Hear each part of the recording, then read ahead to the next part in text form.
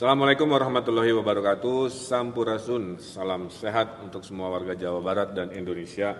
Ada berita baik, selain kulit manggis ada ekstraknya, kita hadir vaksin di minggu ini. Jadi vaksin sudah hadir dan seperti kita ketahui yang merespon vaksin selalu terbagi dua. Ada yang merespon dengan rasional, berpikir ilmiah, berpikir yang baik. Ada juga yang merespon dengan emosional, merespon irasional, tidak percaya, tidak mau, dan sebagainya. Biasanya mereka yang tidak percaya, tidak mau karena tiga hal. Satu, bertanya bukan pada ahlinya, ada yang tanya ke musisi, ada yang nanya ke profesi arsitek, hal-hal yang sebenarnya bukan bidang. Ada juga yang terprovokasi di WA, di media sosial, dan juga ada yang kena korban hoax. Rata-rata pasti karena tiga ini. Nah, saya fokus ke orang-orang rasional yang bela negara, menyelamatkan negara agar pandemi cepat selesai. Mereka biasanya tetap bertanya, tapi bertanya kepada mereka yang menjadi referensi. Satu, bertanya ke ahli vaksin. Dokter juga banyak, tapi tidak semua dokter paham virologi atau vaksin. Tanyanya ke dokter yang ahli vaksin. Kedua, apakah aman untuk diedarkan? Bertanyanya ke BP POM, ya. Ketiga, apakah halal? Karena ini juga prasyarat kita mayoritas muslim, maka bertanya ke ulama. Biasanya mereka di kelompok A yang rasional ini karena mendapatkan informasi dari tiga pihak ini. Nah, intinya akhir pandemi ini itu kalau orang sakitnya sembuh oleh obat atau terapi, orang sehatnya kuat oleh antibodi dan vaksin. Nah, ini ada video animasinya, silakan lihat ya. Nah, di dalam video animasi ini kita bisa melihat bahwa antibodi akan muncul karena vaksin itu adalah mengambil satu bagian dari virus yang dimatikan, dilemahkan, disuntikan ke badan kita, seperti saya sebagai relawan, kemudian seluruh tubuh merespon benda asing yang masuk ke tubuh kita dengan menghasilkan antibodi. Nah, itulah yang diharapkan dari vaksin yang sekarang kita lihat di animasi. Nah, vaksin yang ke Indonesia terbagi dua. Ada vaksin Bio Farma Sinovac yang saya jadi relawan, ya, dan saya sudah disuntik 2 kali. Ada vaksin yang beli jadi yang minggu ini akan diedarkan.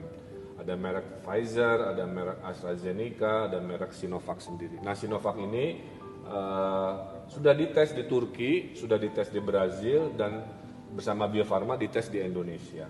Hasilnya kata WHO nih, ya, jika sudah di atas minimal 50% kemanjuran atau efikasi, itu sudah sangat baik ya, menyelamatkan pandemi seperti waktu cacar dulu juga hal yang sama.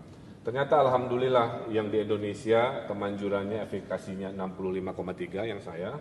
Kemudian yang di Brazil itu 78%, bahkan di Turki bisa sampai 91%. Nah, inilah yang dibeli oleh pemerintah pusat di tahap 1 yang dilaksanakan di Januari bulan ini. Nanti yang merek lain atau yang Bio Farma itu bisa tahap 2 atau tahap 3. Dan berita baiknya khusus yang di Indonesia, ternyata sekian waktu setelah disuntikan antibodi munculnya berlimpah, panen 99% antibodi. Ini keterangan dari Profesor Kusnandi sebagai tim ahli vaksin di Bio Farma, alhamdulillah. Kemudian, nah sekarang besok lusa vaksin tahap 1 itu kan pertanyaannya hanya 2. Mana fatwa dari BP POM bahwa itu oke secara klinis? Sudah keluar tanggal 11 kemarin, emergency use authorization, ya, sudah keluar, berarti siap diedarkan, boleh disuntikan. Kedua, sudah ada fatwa dari MUI juga 11 Januari yang menyatakan halal. Jadi mereka-mereka yang masih ribut urusan halal sudah dari MUI, ya. Nah, siapakah di tahap 1? Adalah mereka-mereka yang di depan, ya. Pertama, banyak warga nanya, ya pimpinan dulu, pemimpin dulu, dites dulu. Ya udah, maka pimpinan negara termasuk presiden, kemudian pimpinan daerah akan menjadi teladan di awal, sehingga kita bersama-sama rakyat. Kedua, tenaga kesehatan, supaya mereka yang ngurusin pasien COVID badannya kuat, ya, tidak khawatir lagi oleh kebocoran-kebocoran. Dan ketiganya adalah profesi rawan COVID yang pelayanan publik, banyak ketemu orang dan sebagainya. Yang terpenting, vaksin itu hak atau kewajiban, boleh milih enggak? Jawabannya dalam situasi pandemi itu adalah kewajiban. Mungkin kalau tidak pandemi statusnya tidak darurat, itu adalah pilihan, ya, seperti yang pernah kita alami. Tapi kalau sudah situasi darurat pandemi, Anda yang sudah terdaftar, ya sudah diharapkan datang dan tidak melaksanakan, itu masuk kategori membahayakan kesehatan keselamatan masyarakat dan negara. Ada dua undang-undang, ya, Undang-Undang 4 Wabah tahun 1984 dan Undang-Undang Kekarantinaan Kesehatan. Dua-duanya menyimpulkan bahwa Anda yang menolak itu tanpa alasan yang jelas, Anda ini masuk kategori yang membahayakan kesehatan masyarakat, bisa ditahan, bisa didenda, ya. Makanya bervariasi, tapi intinya itu. Nah, harapannya Anda masuk golongan ini, rasional, ya, semuanya sudah saya jelaskan. Tidak masuk golongan ini, ya, di minggu-minggu ini dan seterusnya, dan berharap sesuai arahan Presiden kurang dari 1 tahun semua bisa divaksin sesuai yang kriteria. Maka 2021 adalah tahun pulih pandemi dan tahun pulih ekonomi. Nah, dengan begitu kita bisa sekolah lagi, kita bisa belanja lagi, kita bisa berlibur lagi dengan lebih rileks, tapi tetap vaksin ini bukan 100% jaminan, kecuali ada ridho Allah Subhanahu wa Ta'ala, ya.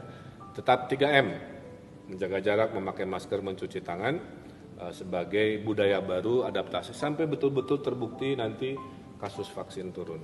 Itu sedikit penjelasan tentang kenapa, siapa, bagaimana vaksinasi COVID-19 di Jawa Barat dan di seluruh Indonesia. Semoga memberikan penjelasan yang memberikan jawaban. Hatur nuhun, tetap semangat, jaga kesehatan, jaga diri, jaga keluarga, dan jaga negara kita. Assalamualaikum warahmatullahi wabarakatuh.